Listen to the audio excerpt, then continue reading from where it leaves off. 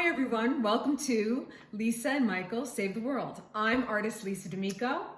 I'm photographer Michael Crafts, and this is our third episode. Our third.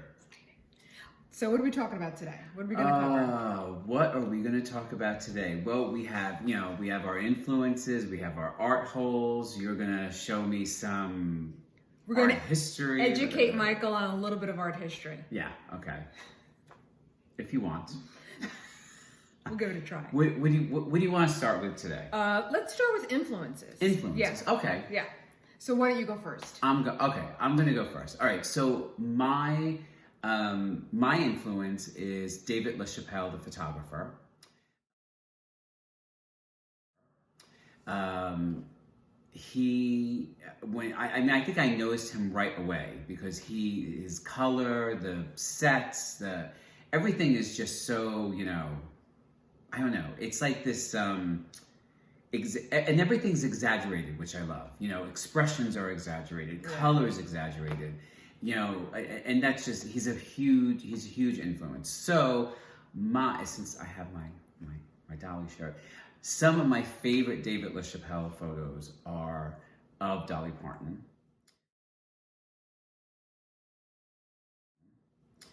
And amongst many others. In fact, he just did the Rolling Stone cover with Dua Lipa. Oh wow! You have to check those out. They are really awesome.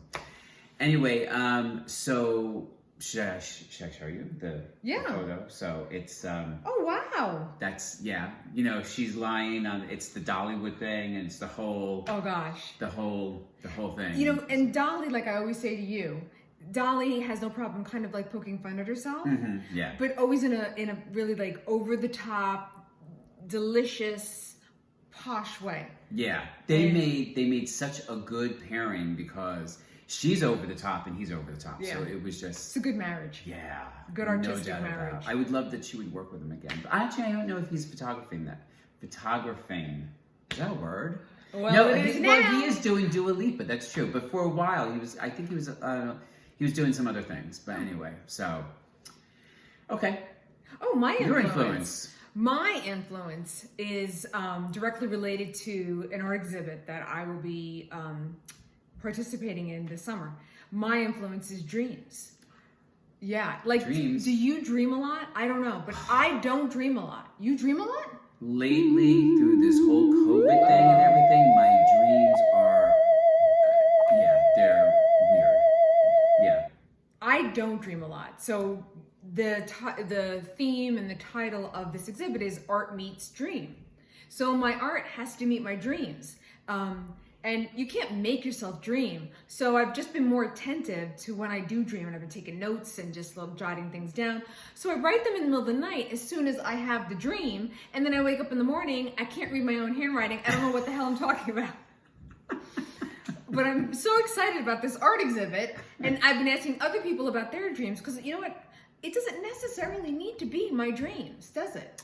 No, absolutely not. The more I think about it, the more I feel like maybe it's more of an umbrella. It's just covering more than just.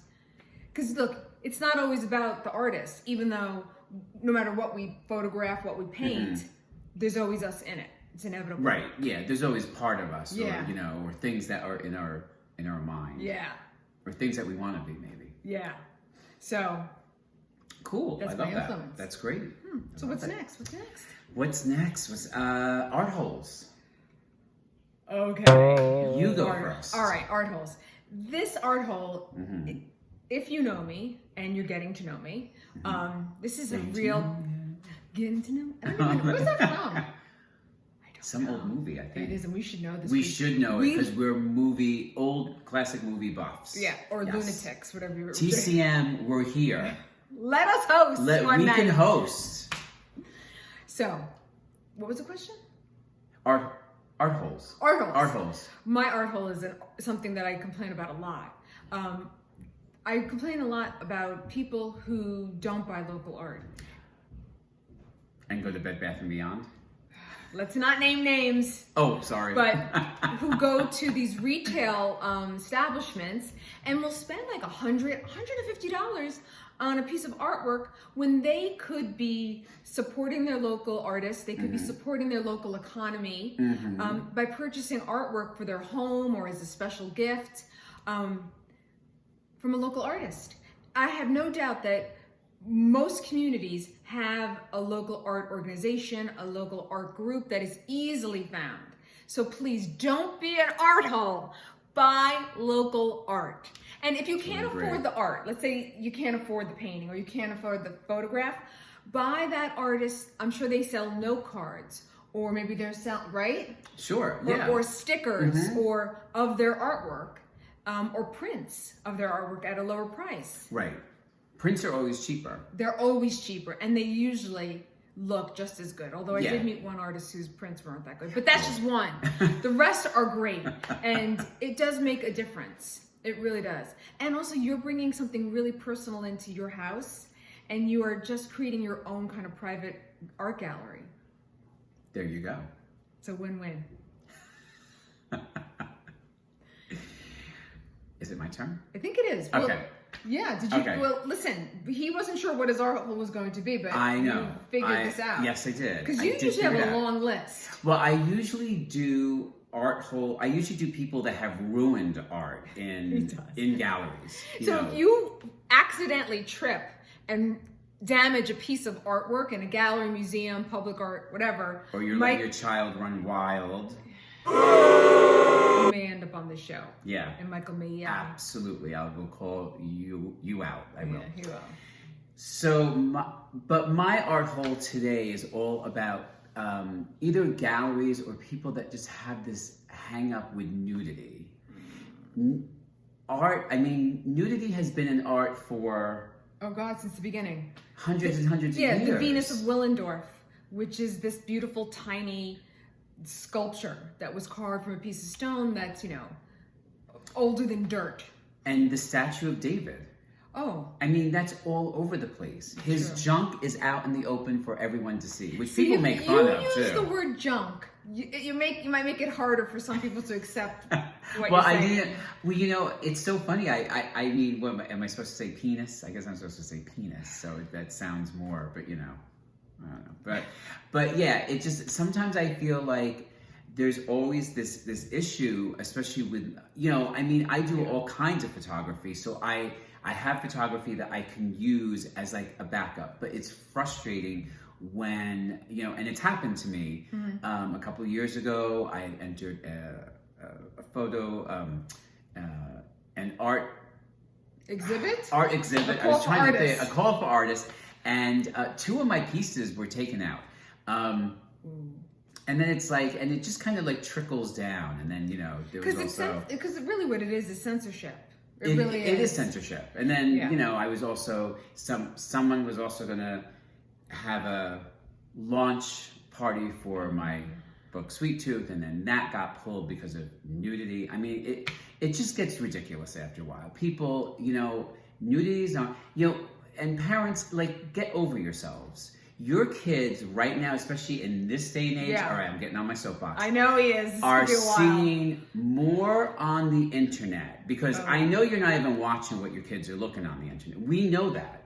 Half of them don't watch a thing that your kids are doing on the internet. So, a little bit, either don't bring them, or discuss it. Right.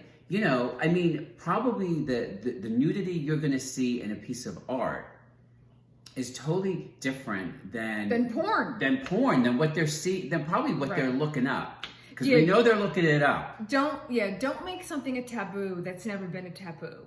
The human body is beautiful if it's done in a beautiful way.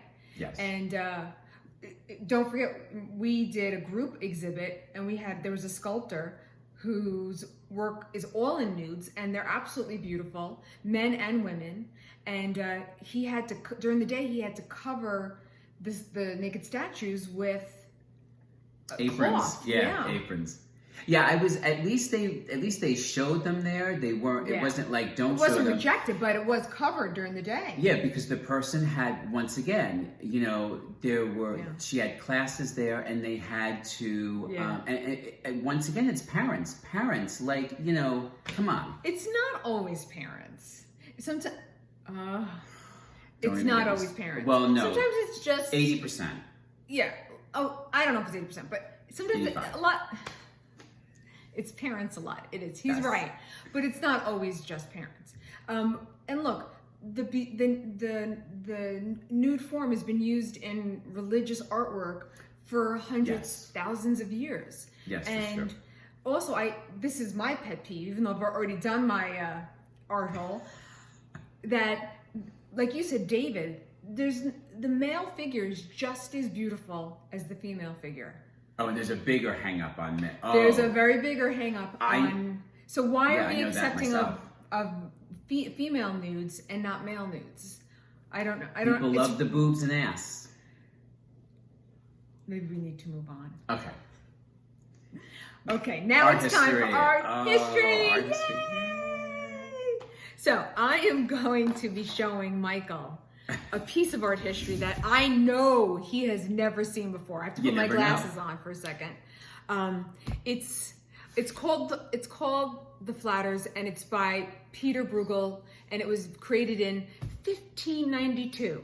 And he's actually called he's also called in art history Peter Bruegger the Younger, and he's also called Hell Bruegger.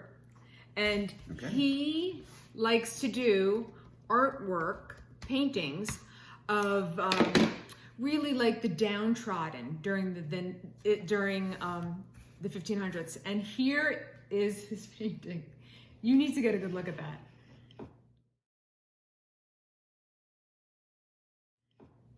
So Are people going up his ass? People are going up his Yes, derriere. they are. Yes, they are. I actually, out of All the things I've showed you. all the things you showed me, this is very intriguing. This actually It makes a real statement about This- the poor and about people who have money, and at least, I think it's relevant now as much as it was during the 1500s when he painted this. See, I could see David LaChapelle doing a take on this. Right, I mean, this yeah, is it's very like over the top. I mean, this is a piece of artwork that essentially defines kissing someone's ass before that even became a term. And man, it's done a lot to that. And he's a great painter. I mean, you can tell he's Yeah.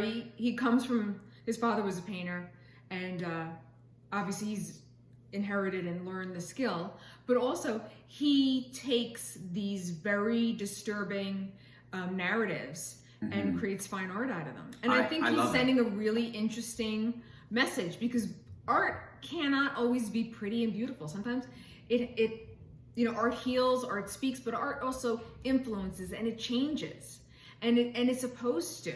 It's supposed to affect our society besides just affecting individuals who see it. This is a real statement. Yeah, I like the color. I love the You the like colors. the colors? I like the colors, You like and the I love, colors? and yeah, it's a great. I think this is like so far. I do too. I really like this, and I thought you need to see it. I like it more than the piece of shit. If you don't know what he's talking about, Go see our first episode. Yeah. Because he means that literally, and Yeah. no more cursing. Oh, okay, all right. I know I'm gonna get banned. Oh, censored. Not to put like what are they? That black box. Beep. So I think we're coming to the end. That's it. Yes. This was so great. Thank Yes. you for joining us. This was awesome. Before we go, Yeah. this painting is my painting. Oh, okay. Yes. And if you would like to be featured as an artist on our easel, just reach out to us. know. Instagram, Facebook, however. Yes. We'd love Let to us know. feature your work. Okay. Okay. So till next time. Till next time. Bye. Oh, What? bye from Lisa and Michael. I don't know. I don't know what we're saying. Save the world. Oh, save the world! That's right. We're saving the world through art. Forgot.